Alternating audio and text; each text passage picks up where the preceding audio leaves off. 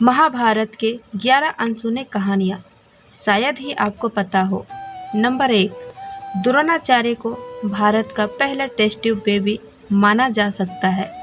द्रोणाचार्य के पिता महर्षि भारद्वाज थे और उनकी माता एक अप्सरा थी।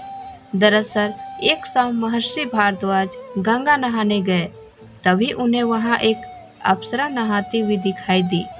उसकी सुंदरता देख ऋषि मंत्रमुग्ध हो गए और उनके शरीर से शुक्राणु निकला, जिसे ऋषि ने एक मिट्टी के बर्तन में जमा करके अंधेरे में रख दिया। इसी से द्रोणाचार्य का जन्म हुआ।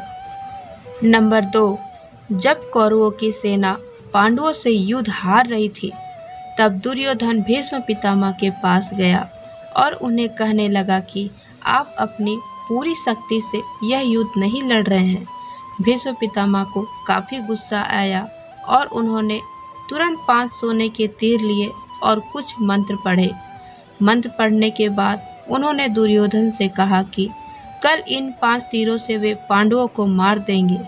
मगर दुर्योधन को भीष्म पितामह के ऊपर विश्वास नहीं हुआ और उसने तीर लिए और कहा कि वह कल इन तीरों को वापस करेगा। भगवान कृष्ण को जब तीरों के बारे में पता चला तो उन्होंने अर्जुन को बुलाया और कहा कि तुम दुर्योधन के पास जाओ और 5 तीर मांग लो। दुर्योधन की जान तुमने एक बार गंधर्व से बचाई थी, इसके बदले उसने कहा था कि कोई एक चीज जान बचाने के लिए मांग लो। समय आ गया है कि अभी तुम उन 5 सोने की तीर मांग लो। अर्जुन दुर्योधन के पास गया और उसने तीर मांगे। क्षत्रिय होने के नाते दुर्योधन ने अपने वचन को पूरा किया और तीर अर्जुन को दे दिए।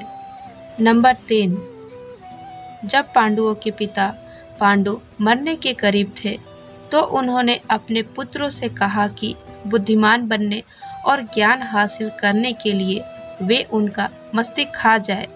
केवल सहदेव ने उनकी इच्छा पूरी की और उनके मस्तिष्क को खा लिया। पहली बार खाने पर उसे दुनिया में हो चुकी चीज़ों के बारे में जानकारी मिली।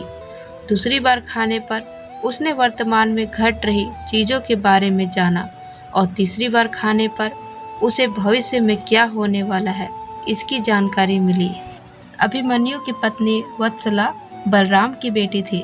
बलराम चाहते थे कि वत्सला की शादी दुर्योधन के बेटे लक्ष्मण से हो। वत्सला और अभिमन्यु एक दूसरे से प्यार करते थे।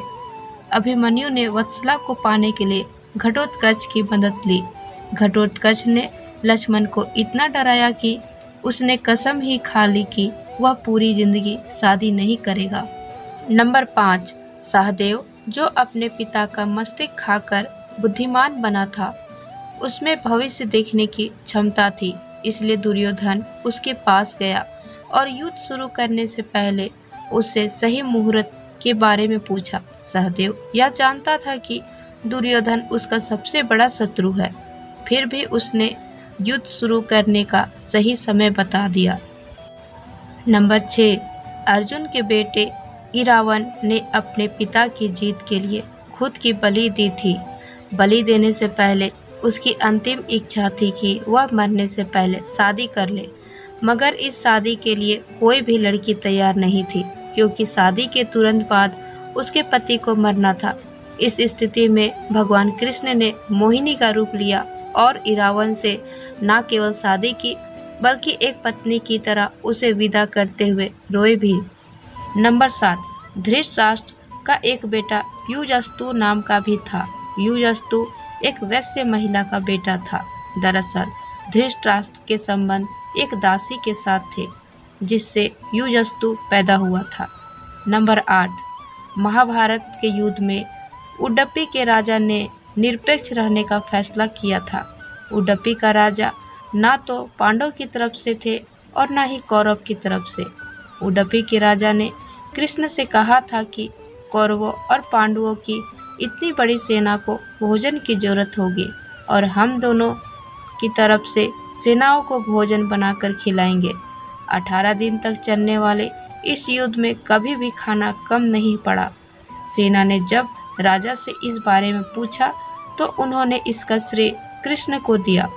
राजा ने कहा कि जब कृष्ण भोजन करते हैं तो उनके आहार से उन्हें पता चल जाता है कि कल कितने लोग मरने वाले हैं और खाना इसी हिसाब से बनाया जाता है। नंबर 9, जब दुर्योधन कुरुक्षेत्र के युद्ध में आखिरी सांस ले रहा था, उस समय उसने अपनी 3 उंगलियां उठा रखी थी।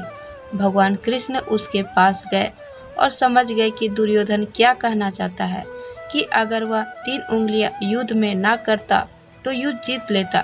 मगर कृष्ण ने दुर्योधन को कहा कि अगर तुम कुछ भी कर लेते तब भी हार जाते। ऐसा सुनने के बाद दुर्योधन ने अपनी उंगली नीचे कर ली। नंबर 10, कर्ण और दुर्योधन की दोस्ती के किस्से तो काफी मशहूर है। कर्ण और दुर्योधन की पत्नी दोनों एक बार शतरंज खेल रहे थे। इस खेल में कर्ण जीत रहा था। तभी भानुमति ने दुर्योधन को आते देखा और खड़े होने की कोशिश की।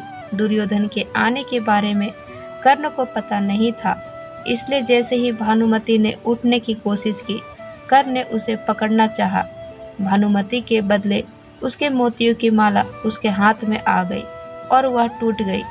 दुर्योधन तब तक कमरे में आ चुका था।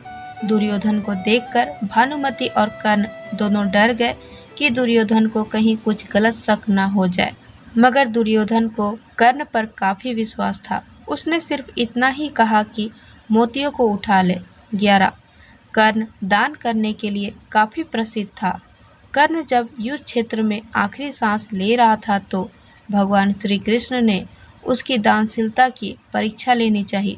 वे गरीब ब्राह्मण बनकर कर्ण के पास गए और कहा कि तुम्हारे बारे में काफ़ी सुना है कि आप बहुत दान करते हैं, मुझे भी आपसे कुछ चाहिए। कर्ण ने उत्तर में कहा कि आप जो भी चाहे मांग ले। ब्राह्मण ने सोना मांगा। कर्ण ने कहा कि सोना तो उसके दांत में है और आप इसे ले सकते हैं। ब्राह्मण ने जवाब दिया कि मैं इतना कायर नहीं हूँ कि तुम्हारे दांत तोड़ूं। कर्ण ने तब एक पत्थर उठाया और अपने दांत तोड़ दिए। ब्राह्मण ने इसे भी लेने से इनकार करते हुए कहा कि खून से सना हुआ यह सोना वह नहीं ले सकता। कर्ण ने इसके बाद एक बाण उठाया और आसमान की तरफ चलाया। इसके बाद बारिश होने लगी और दांत धुल गया। फिर उसके बाद ब्राह्मण ने दान स्वीकार किया। अगर आपको यह जानकारी पसंद आई हो तो एक लाइक ज़रूर करें। चैनल को सब्सक्राइब करना ना भूलें। धन्यवाद।